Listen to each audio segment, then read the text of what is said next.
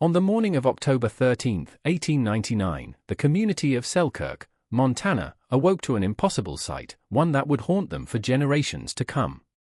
In the Thornfield household, 7 beds lay undisturbed, their covers still tucked with the military precision of the night before. Yet the rooms felt as empty as abandoned graves. Without leaving so much as a footprint in the morning frost coating their window sills, the 7 daughters of prominent merchant Gabriel Thornfield had vanished. Margaret, 26, Catherine, 24, the twins Eleanora and Elizabeth, 22, Sarah, 20, Grace, 17, and Rebecca, just 14, were gone. No doors had been left ajar, and no windows showed any sign of forced entry. Most disturbing of all, their nightgowns hung precisely where they had been placed before retiring, as if the sisters had simply dissolved into the autumn air. The local sheriff's report, sealed by federal order for nearly 8 decades, contained a single chilling detail that authorities refused to discuss with anyone, including the girl's own father. Each bedroom showed evidence of having been methodically searched by someone with an intimate knowledge of the house's layout. Yet nothing was missing. Not jewelry, not clothing, not even the small amounts of money the older sisters kept in their dresser drawers. The fate of the 7 sisters of Selkirk remains one of America's most haunting and inexplicable mysteries. And the truth, buried within those dusty government files, reveals a conspiracy of greed, corruption, and human trafficking that reached far deeper than anyone in that isolated Montana town could have dared to imagine. Before we continue with the story of the Thornfield sisters and uncover the shocking evidence deliberately hidden from the public for over a century, make sure to subscribe to our channel and hit that notification bell. This way, you'll never miss these dark historical mysteries that expose the hidden truths of America's past. Also, let us know in the comments which state you're listening from. We love hearing from our worldwide community of mystery seekers, and your engagement helps us bring these forgotten stories back into the light. The investigation that followed would expose not merely the fate of 7 innocent young women, but an entire network of predators who had been systematically destroying families across the American frontier for decades. Sweeping down from the Bitterroot Mountains and through the streets of Selkirk, the autumn wind carried with it the mingled scents of wood smoke, fallen leaves, and the ever-present metallic tang of silver ore. This scent had transformed this forgotten corner of the Montana Territory into one of the most prosperous communities between Denver and Seattle. By 1899, Selkirk was a town caught between 2 worlds. It was the rough-hewn frontier settlement it had been just a decade earlier and the refined community it aspired to become, as Eastern money and influence flowed westward along the newly completed Northern Pacific Railroad line. With a population that had swelled to nearly 800 souls, Selkirk represented everything that late 19th century Americans believed about opportunity, progress, and the endless possibilities of Western expansion. From dawn until well past sunset, the main street buzzed with activity. Freight wagons loaded with silver ore rumbled toward the railway depot. Well-dressed businessmen stepped off the evening train from Chicago and New York. And families who had traveled thousands of miles for the chance to build new lives arrived in a place where a man's worth was measured by his determination rather than his pedigree. Yet beneath this veneer of prosperity and progress festered the same tensions that plagued communities throughout the American West. The rapid influx of money and people had created sharp divisions between the established families who had survived the lean early years and the newcomers who arrived with Eastern capital and sophisticated business connections. Constantly simmering were labor disputes between the miners who risked their lives daily in the silver shafts and the investors who lived in comfort hundreds of miles away. Most troubling of all were the whispered concerns about young women who had arrived with their families, only to then mysteriously depart for opportunities in distant cities, leaving behind just vague explanations and tearful farewells. At the center of Selkirk's transformation stood Gabriel Thornfield, a man whose remarkable success story had become legendary throughout the territory, but was starting to attract uncomfortable scrutiny from those who wondered how a simple dry goods merchant had accumulated such extraordinary wealth in such a short time. During the brutal winter of 1892, Gabriel had arrived in Selkirk, driving a single wagon loaded with basic supplies and accompanied by his 7 daughters, his wife having died of pneumonia on their journey from Ohio. The sight of this determined widower and his children huddled around a campfire in the bitter cold had moved the established residents to offer assistance, and Gabriel had quickly established himself as both a shrewd businessman and a devoted father. Within 2 years, Gabriel's modest general store had expanded to become the largest commercial establishment between Butte and Missoula. He had negotiated exclusive contracts with mining companies, established trading relationships with suppliers in Chicago and San Francisco, and somehow secured the financing necessary to build the most impressive private residence in 3 counties. The 3-story Victorian mansion on Maple Street, with its elaborate gingerbread trim, stained glass windows, and wraparound porch, served as both a symbol of his success and a testament to his devotion to providing his daughters with every advantage that wealth could buy. The 7 Thornfield sisters had grown into young women admired and respected throughout the community, each developing distinct personalities and talents that enriched Selkirk's cultural and social life. The eldest, Margaret, possessed a sharp intellect and natural leadership abilities that had made her the most effective teacher the town school had ever employed. Her progressive teaching methods, which emphasized critical thinking and practical skills over rote memorization, had drawn praise from parents and education officials as far away as Helena.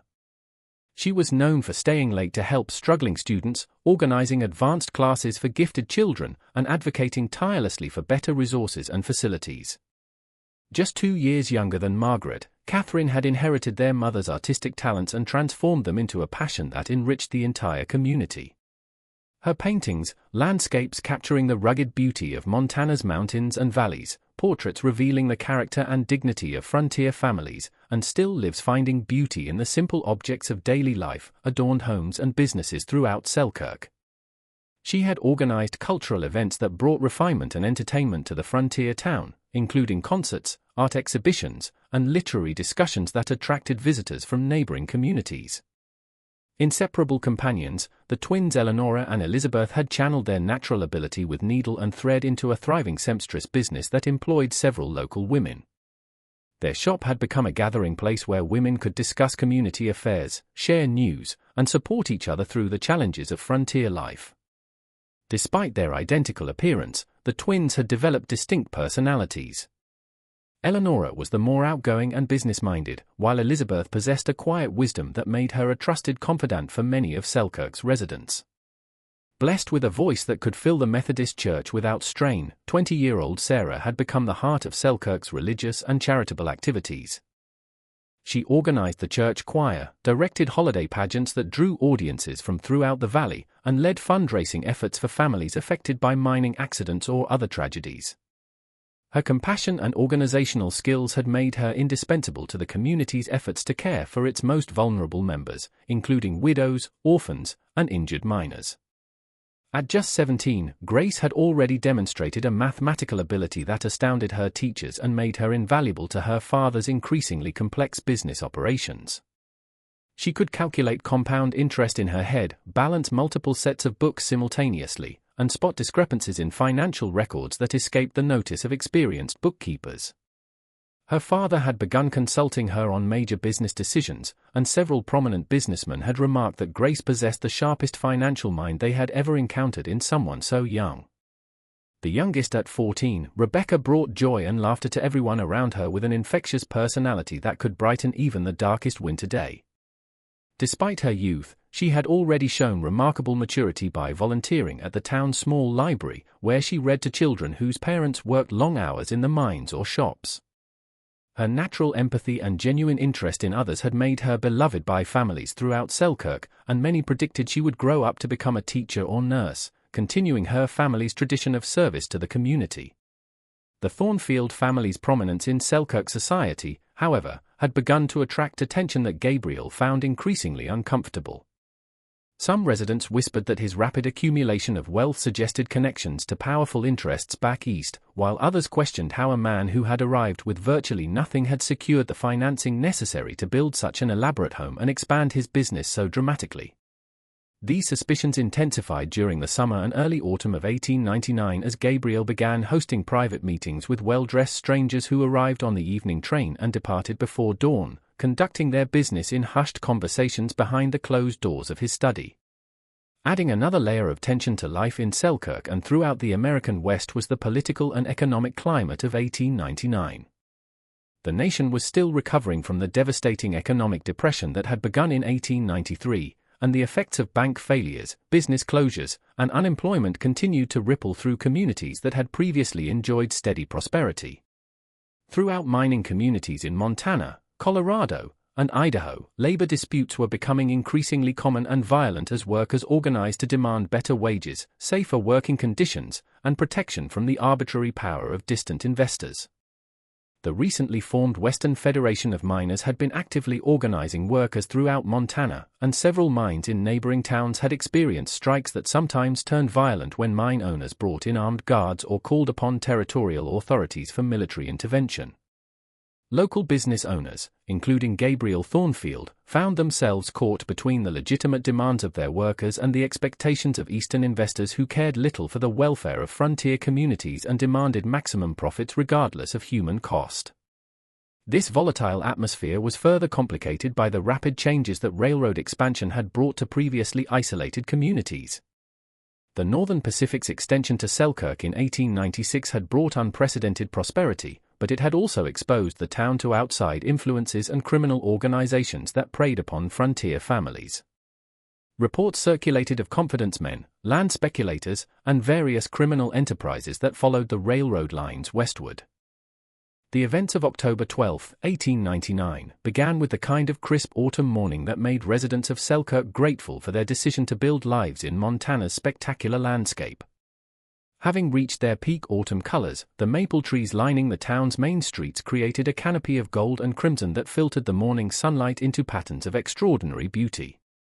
As was his unchanging custom, Gabriel Thornfield opened his general store at 7 o'clock sharp, while his daughters went about their established daily routines with the comfortable predictability that had characterized their family life for years. At 8 o'clock, Margaret walked to the one-room schoolhouse, her leather satchel filled with the lesson plan she had prepared the evening before. Parents gathering at the school entrance noticed that she seemed more distracted than usual, responding to their greetings with polite but absent-minded nods rather than her typical warm engagement. Several mothers later recalled that Margaret's usually immaculate appearance seemed slightly disheveled, as if she had dressed hastily or without her normal attention to detail. In the garden behind the family home, Catherine set up her easel where she had been working for several weeks on a landscape painting that captured the autumn transformation of the Bitterroot Mountains. Mrs. Henrietta Walsh, who lived across the street and often watched Catherine work from her kitchen window, noticed that the young artist seemed unable to concentrate, frequently setting down her brush to pace around the garden or stare toward the train station at the edge of town. Most unusually, Catherine appeared to be painting the same small section of canvas over and over again, as if her hands couldn't execute what her mind was trying to create. At 9 o'clock, the twins, Eleanora and Elizabeth, opened their seamstress shop and immediately began working on the elaborate wedding dress they were creating for Mayor Harrison's daughter. However, their usual cheerful chatter was replaced by intense whispered conversations that stopped abruptly whenever customers entered the shop. Mrs. Dorothy Fleming, who brought in a jacket for alterations, later testified that the twins seemed nervous and distracted, making uncharacteristic mistakes in their measurements and having to restart their work several times. Sarah spent the morning at the Methodist Church practicing hymns for the upcoming Sunday service. But Reverend Thomas Atwood noticed that her usually perfect pitch seemed uncertain, and she repeatedly stopped mid-song to stare out the windows toward the main street. When he asked if something was troubling her, Sarah's response was evasive and uncharacteristic.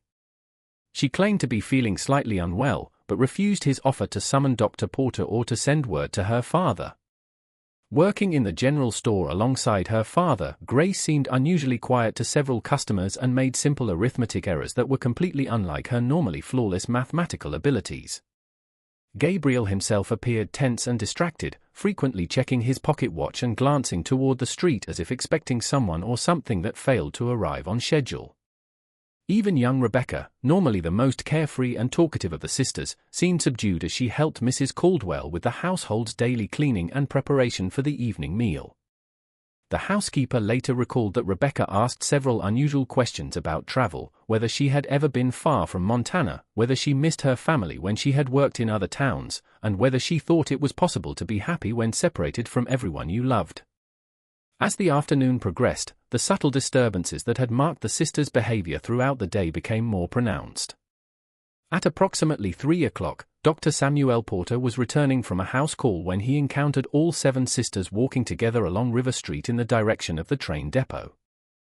This struck him as highly unusual since their daily routines typically kept them occupied with their individual responsibilities during the afternoon hours, and he had never seen them all together away from the family home except during church services or special community events.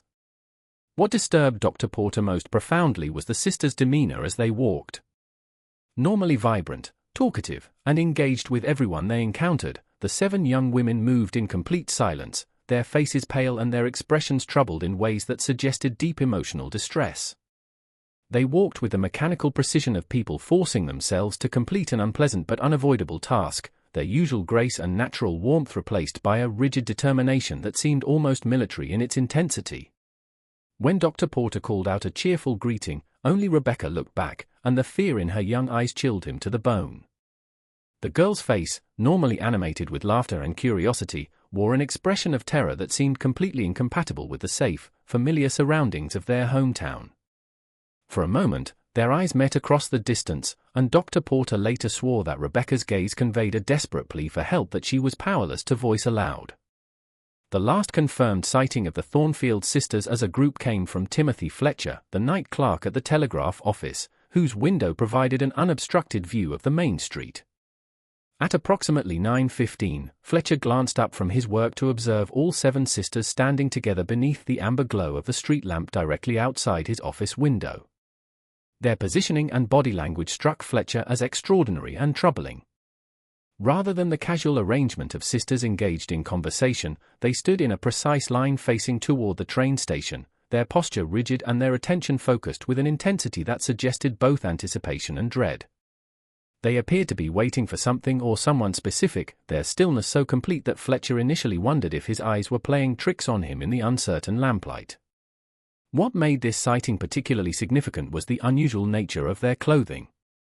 Instead of the practical work dresses or comfortable evening wear they typically chose, all 7 sisters were dressed in their finest garments, elaborate dresses more suitable for special occasions than for an ordinary Thursday evening in Selkirk. Their hair was arranged with a formality that suggested careful preparation, and each wore jewelry that Fletcher had only seen them display during church services or community celebrations. Most disturbing of all was the collective expression visible on their faces in the lamplight. Rather than the excitement or pleasure that might accompany preparations for a special event, the sisters displayed a combination of resignation and fear that suggested they were steeling themselves for an ordeal, not anticipating a celebration.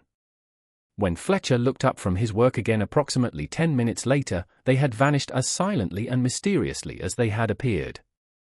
The hours that followed remain among the most puzzling aspects of the entire mystery, largely because the only witness to events within the Thornfield household was Gabriel himself, whose account of the evening would later prove to contain significant inconsistencies and omissions. According to his initial statement to Sheriff Harding, Gabriel retired to his study at approximately 10 o'clock to review business correspondence that had arrived on the afternoon train. He claimed to have spent roughly 90 minutes reading letters and updating his business records, a routine that had been his invariable custom for years. The family's housekeeper, Mrs. Caldwell, the only non-family member with regular access to the household, finished her evening duties and departed for her own cottage at precisely 10 o'clock, as was her established routine. Her later testimony provided crucial details about the atmosphere within the house during those final hours. She described an unusual quietness that seemed to pervade the entire building. None of the sisters' voices could be heard from their rooms. No footsteps echoed from the upper floors, and even the normal sounds of settling wood and shifting furniture seemed muted and strange.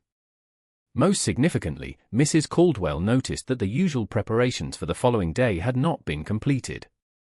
Typically, the sisters would lay out their clothing for the morning, prepare materials for their various activities, and complete small household tasks. On the evening of October 12, however, none of these preparations had been made, as if the sisters had abandoned their normal concern for future activities.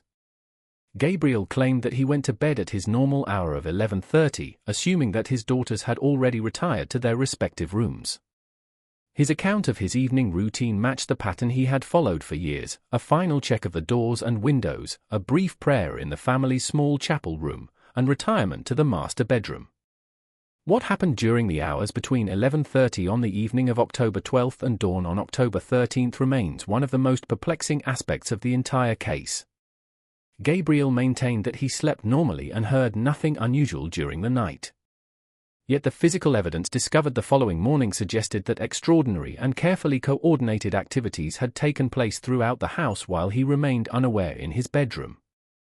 The discovery that would transform the Thornfield disappearance from a family crisis into a nationwide mystery began at dawn on October 13 when Mrs. Caldwell arrived to begin her daily routine. Her key turned easily in the front door, which she found securely locked as she had left it the previous evening, and she entered the house expecting to encounter the familiar sounds of a large family beginning their day. Instead, she was greeted by a silence so profound and unnatural that she later described it as feeling like entering a tomb. No footsteps echoed from the upper floors. No voices called morning greetings, and even the mechanical sounds of the house seemed muted and strange. Mrs. Caldwell's first instinct was to attribute this unusual quiet to the family having overslept. Her concern began to escalate when she discovered that the kitchen showed no signs of having been used for the late evening snack that was part of the family's established routine. The sisters typically prepared tea and light refreshments around 10 o'clock each evening. On the morning of October 13, however, the kitchen remained exactly as Mrs. Caldwell had left it the previous evening, clean, organized, and completely unused. Growing more puzzled and concerned, Mrs. Caldwell climbed the main staircase to the second floor where Margaret, Catherine, and the twins maintained their bedrooms. The hallway was eerily quiet with none of the doors standing open, as was typical when the sisters were preparing for their morning activities. When Mrs. Caldwell knocked softly on Margaret's door and received no response, she hesitantly turned the handle and discovered a sight that would haunt her for the rest of her life. Margaret's bedroom appeared precisely as it would have looked if she had never retired for the evening. The bed remained made with the same meticulous attention to detail that characterized Margaret's approach to all aspects of her life. Corners tucked with geometric precision, pillows arranged symmetrically, and the coverlet stretched without a single wrinkle. Her nightgown hung on its customary hook near the window, exactly where she had placed it before dressing for dinner the previous evening. Her brush and comb sat in their usual positions on the dressing table alongside the small stack of books she had been reading and the lesson plans she had prepared. Yet, despite this appearance of perfect order, something felt profoundly wrong about the room. Mrs. Caldwell, who had cleaned and organized this space hundreds of times, immediately sensed that subtle changes had occurred. The items on Margaret's dressing table, while arranged neatly, were not positioned with the exact precision that Margaret invariably maintained. Several books had been removed from their shelves and replaced in incorrect order, and the papers in Margaret's desk showed signs of having been examined and restacked by someone unfamiliar with her organizational system. The discovery in Catherine's room was equally disturbing and puzzling. Like Margaret's, the bed showed no signs of having been slept in, and Catherine's artistic materials were arranged with a neatness that was completely uncharacteristic of her normally chaotic creative space. Catherine typically left her room in a state of organized disorder. On the morning of October 13, however, everything had been cleaned and organized with an almost obsessive attention to detail that was entirely foreign to Catherine's personality. The twins' shared bedroom presented the most disturbing evidence of whatever had occurred during the night. Eleanora and Elizabeth had always maintained their space with identical precision. On the morning of the disappearance, however, their room showed clear signs of having been systematically searched by someone who had attempted to restore order but lacked intimate knowledge of the twins' precise organizational methods. Dresser drawers had been opened and closed, their contents examined and replaced, but not in the exact patterns that the twins invariably maintained. Mrs. Caldwell's horror reached its peak when she climbed to the third floor and discovered that Sarah's, Grace's, and Rebecca's rooms told the same impossible story. 3 more beds that had never been slept in. 3 more sets of nightgowns hanging undisturbed, and 3 more rooms that showed subtle but unmistakable evidence of having been carefully searched by someone familiar with the house, but not intimately acquainted with each sister's personal habits and preferences. Her screams, when they finally came, echoed through the morning stillness with an intensity that brought neighbors running from blocks away. Mrs. Caldwell ran from the house in a state of near hysteria, stumbling through the streets of Selkirk and crying that the girls were gone, that something terrible had happened. Gabriel Thornfield, awakened by the commotion, initially refused to believe what Mrs. Caldwell was telling him. He rushed through the house, calling his daughters' names and checking each room with a desperate hope that some simple explanation would resolve the crisis. Instead, he was confronted with the same impossible evidence that had terrorized Mrs. Caldwell: 7 bedrooms that showed no signs of having been occupied during the night, yet clear indications that someone had methodically examined every personal belonging. Sheriff William Harding arrived within minutes of being summoned, but nothing in his decade of law enforcement experience in frontier communities had prepared him for the methodical investigation that the Thornfield disappearance would require. Harding was accustomed to dealing with straightforward crimes. The systematic vanishing of 7 young women from a locked house without any evidence of forced entry or signs of struggle presented challenges that exceeded both his experience and his resources. Harding's initial examination of the house confirmed Mrs. Caldwell's observations while revealing additional details that deepened the mystery.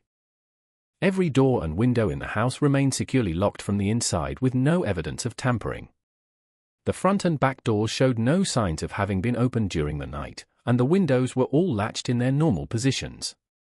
Most puzzling of all, there were no footprints in the soft earth around the house's foundation, despite the fact that anyone entering or leaving would necessarily have left clear tracks.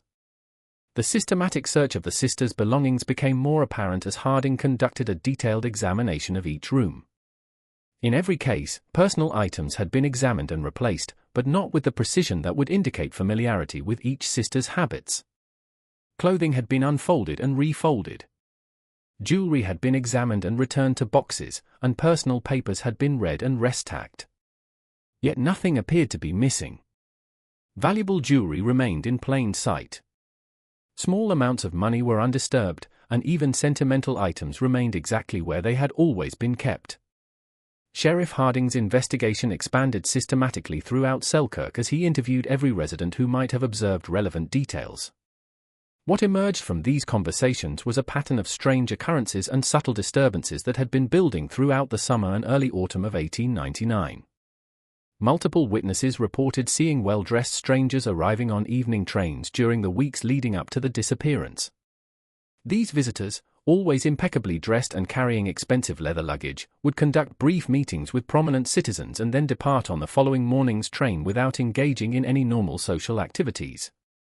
The telegraph office confirmed an unusual volume of coded messages being sent to addresses in Chicago, New York, and San Francisco during the same period.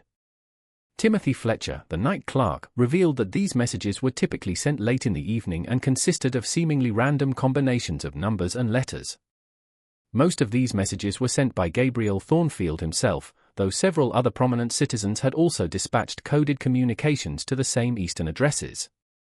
The town's bank president, Charles Whitman, initially proved reluctant to discuss his institution's recent transactions, but Sheriff Harding's persistent questioning eventually revealed financial irregularities. During the 6 months preceding the disappearance, Gabriel had made several large withdrawals of gold coins totaling amounts that represented a significant portion of his accumulated wealth. These withdrawals were unusual not only for their size but also for their timing, occurring immediately following the visits of the mysterious Eastern strangers. More disturbing still were the bank's records of Gabriel's deposits and investments, which showed a pattern of wealth accumulation that seemed inconsistent with the profits that could reasonably be expected from operating a general store. Whitman's records indicated that Gabriel had received regular payments from Eastern sources that had no apparent connection to his retail business. As autumn stretched into winter, the case attracted attention from federal investigators and newspaper reporters from across the country. The story of the 7 missing sisters captivated the American public with its combination of mystery, tragedy, and hints of corruption. Newspapers from New York to San Francisco published detailed accounts of the disappearance, often accompanied by artists' renderings of the sisters and speculative theories. The federal investigation, led by Inspector Marcus Reed from the Department of Justice, brought resources and expertise that were far beyond what local authorities could provide. Reed had extensive experience investigating criminal organizations that operated across state and territorial boundaries. His investigation would eventually uncover evidence of corruption and criminality that extended far beyond the borders of Montana. Inspector Reed's examination of Gabriel Thornfield's business records revealed financial irregularities that suggested connections to a sophisticated criminal organization. Gabriel's rapid accumulation of wealth coincided precisely with a series of questionable transactions involving mining claims, railroad contracts, and territorial government appointments. Most disturbing were his documented connections to a secretive investment group known as the Rocky Mountain Development Company, which had been acquiring mineral rights throughout Montana using methods that local authorities were powerless to investigate.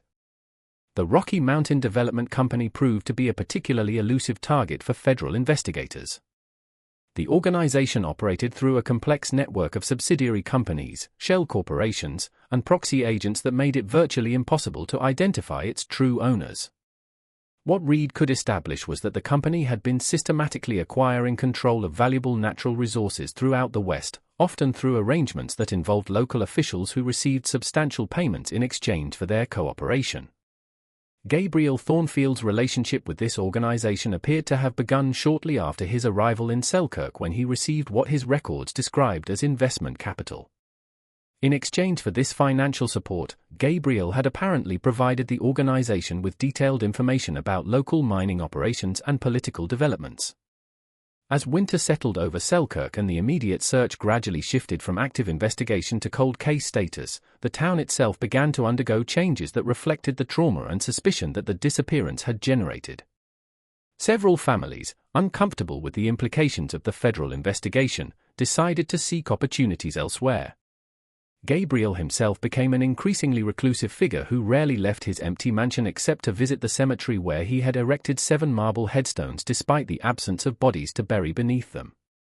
His general store was sold to new owners who found that many of Gabriel's business records had been destroyed or removed. The physical evidence of the sisters' former presence gradually disappeared from Selkirk as well. Their clothing and personal belongings were packed away. Their artistic and literary contributions to community life were replaced by new activities, and even their names began to fade from daily conversation. By the spring of 1901, many of Selkirk's original residents had departed. The town that emerged from this transition bore little resemblance to the close-knit community that had existed before October 13, 1899. In its place was a more impersonal settlement populated largely by people who had no emotional investment in the Thornfield tragedy. The transformation of Selkirk from a community united by shared history into a collection of strangers focused on individual advancement reflected broader changes that were occurring throughout the American West. As the 19th century drew to a close, the frontier's promise was increasingly challenged by the reality of organized exploitation and systematic corruption. 23 years after the disappearance, a discovery in Chicago would reopen the case. In the spring of 1922, during the demolition of an abandoned warehouse, construction workers uncovered a hidden room that had been concealed behind false walls for decades. The chamber contained dozens of filing cabinets and storage boxes that told the story of a criminal enterprise that had operated with impunity.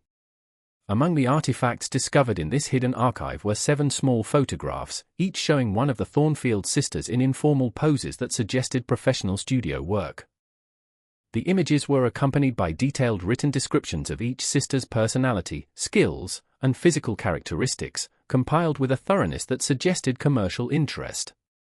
Most disturbing of all, the photographs appeared to have been taken after the sisters' disappearance, as several showed the young women at ages they had never reached in Montana. Margaret appeared to be in her 30s, her face showing the maturity of adult experiences. Catherine's image captured her in elegant clothing, but her eyes held a deep sadness. The twins, Eleanor and Elizabeth, had been photographed separately, their identical features showing subtle differences. Sarah's photograph showed her in formal attire, but her expression conveyed a profound melancholy. Grace, captured in her mid-20s, wore professional clothing, but her once bright eyes seemed dulled. Most heartbreaking of all was Rebecca's image, which showed her as a young woman in her early 20s, beautiful but with none of the infectious joy that had made her beloved in Selkirk. Detective John Sullivan of the Chicago Police Department immediately recognized the significance of these photographs. The materials were part of a vast archive that detailed the operations of a sophisticated criminal organization specializing in what they euphemistically referred to as domestic placement services. The organization's records revealed a business model that was both ingenious and horrifying in its systematic exploitation of vulnerable families throughout the American West. The criminals had identified communities and families whose isolation or economic struggles made them susceptible to offers that promised better lives for their children. They operated through a network of seemingly legitimate businesses, employment agencies, matrimonial services, and charitable organizations that provided perfect cover for their actual activities. Detective Sullivan's investigation revealed that the organization had been operating under various names since at least 1885, systematically targeting families in frontier communities. Their methods involved careful research, identification of vulnerable families, and sophisticated confidence schemes designed to convince parents they were providing their daughters with opportunities for advancement. The process typically began with the arrival of well-dressed strangers presenting themselves as representatives of Eastern businesses or educational institutions. Parents who expressed interest were gradually drawn into increasingly complex arrangements that made it difficult for them to withdraw. The organization's representatives were skilled at identifying each family's particular vulnerabilities and crafting proposals that addressed these specific concerns. The final stage involved the actual removal of the young women, typically accomplished through elaborate deceptions that convinced both the victims and their families that they were participating in legitimate opportunities. Detective Sullivan's investigation into the Thornfield case specifically revealed that Gabriel's involvement had begun much earlier than anyone in Selkirk had realized. The hidden archive contained correspondence dating back to 1893, indicating that his rapid business success had been facilitated by the organization. Gabriel had apparently served as a local agent who identified suitable families and helped coordinate the organization's operations. The letters between Gabriel and his handlers revealed a man who had gradually become trapped in a web of obligations. His initial involvement had been minor, but his role had expanded over time. By 1899, Gabriel's position had become untenable as federal investigators began examining the organization's activities. The organization's leaders had apparently decided that Gabriel's usefulness was outweighed by the risk he represented, and they had demanded that he provide his own daughters. The correspondence revealed Gabriel's growing desperation as he realized the true nature of what was being demanded. His letters showed a man torn between his love for his daughters and his terror of the consequences of refusal. The threats were subtle but unmistakable. Most tragic of all were Gabriel's attempts to find alternatives. He had explored various possibilities, offering additional financial payments and proposing to recruit other families' daughters. All of these proposals had been rejected. The final entries in Gabriel's correspondence revealed a man who had accepted the inevitable while desperately hoping his daughters would survive. He had been assured that his daughters would be well treated and married to wealthy gentlemen. Just when we thought we'd seen it all, the horror in this conspiracy deepens beyond anything we could have imagined.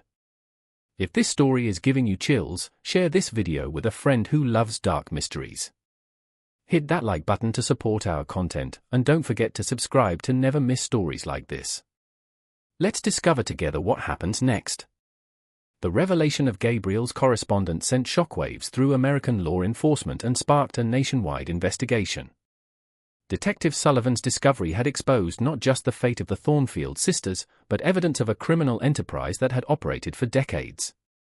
As federal agents delved deeper, they uncovered evidence of corruption that reached into the highest levels of government. Judges had been systematically bribed. Sheriffs had received regular payments to suppress investigations. Most shocking of all was the discovery that several prominent politicians had been active participants. The scope of the conspiracy became apparent as investigators traced the organization's financial records. Over 300 young women from frontier communities had been trafficked through the network between 1885 and 1910. The organization's operations had been facilitated by technological and social changes. The expansion of railroad networks had made it possible to transport victims quickly. The isolation of frontier communities had made it virtually impossible for families to track their missing daughters. The criminal enterprise had also exploited the social and economic vulnerabilities endemic to frontier life. In Selkirk itself, the investigation's revelations split the community. Many residents had benefited from Gabriel's prosperity and the investments the Rocky Mountain Development Company had made. The town's mayor, banker, and several prominent merchants found themselves implicated in the cover-up. The most shocking discovery in Selkirk came when investigators examined the records of the local cemetery. The 7 marble headstones Gabriel had erected contained a hidden message. The dates carved into the monuments did not represent the sisters' deaths, but rather the dates when they had been forced into arranged marriages. The revelation that Gabriel had known his daughter's fates all along transformed him from a tragic victim into a willing participant. His suicide note revealed that his guilt had driven him to madness, but also that he had possessed information that could have led to his daughter's rescue. As the federal investigation expanded, it became apparent that the organization had not been dismantled in 1910, but had simply evolved. By 1922, the network had transformed itself into a collection of legitimate employment agencies and matrimonial services, but continued to operate using refined versions of the same predatory methods. The final pieces of the Thornfield mystery fell into place when federal investigators launched coordinated raids across 12 states in the spring of 1922. The operation yielded evidence that exceeded even the investigators' worst expectations. In addition to liberating dozens of women, the operation uncovered detailed records that documented the fates of hundreds of missing persons, including comprehensive information about the Thornfield sisters. Margaret Thornfield, investigators learned, had been transported to Cleveland and forced into marriage with a steel mill owner. The marriage had been presented as a legitimate arrangement. The reality had been far different. She had been treated as an ornamental possession. Margaret had borne 3 children during her captivity but had been forbidden from contacting her family. Her attempts to escape had been thwarted. The investigators found Margaret living under a different name in a closely monitored environment. Despite nearly 23 years of captivity, she had maintained her intelligence and strength, secretly documenting her experiences. Her hidden journals provided crucial details about the organization's operations. Catherine's fate had been equally tragic. She had been taken to Milwaukee and married to an art collector who had forced her to produce paintings that he sold under his own name. The psychological torture was evident in the paintings investigators found. Catherine had survived by channeling her anguish into her art while secretly planning for an escape she had never been able to achieve. The twins, Eleanor and Elizabeth, had been deliberately separated to break their emotional bond. Eleanor had been placed in St. Louis. The separation from her twin sister had caused such profound trauma that she had suffered a complete mental breakdown. Elizabeth had been taken to Chicago. The loss of her sister had transformed her into a withdrawn, fearful person. The investigation revealed that both twins had been told that their sister had died, a lie designed to prevent them from attempting to contact each other. Sarah's story proved to be one of the most heartbreaking. She had been transported to Detroit and forced into marriage with a prominent minister. The investigators discovered that Sarah had died in 1905, officially from pneumonia, but evidence suggested her death resulted from years of abuse. Grace's mathematical abilities had made her particularly valuable. She had been placed with a Chicago businessman who used her skills to manage his criminal financial operations. The investigators found evidence that Grace had tried repeatedly to sabotage his operations. These acts of resistance had been discovered, and Grace had been subjected to increasingly severe punishments. She had died in childbirth in 1909, alone and denied proper medical care. Rebecca's fate was perhaps the most tragic of all. Her youth had made her unsuitable for immediate placement, resulting in years of captivity in various holding facilities. The constant relocations and psychological trauma had taken a severe toll. By the time she reached an age where placement might have been possible, her deteriorated condition had made her unsuitable. She had died of tuberculosis.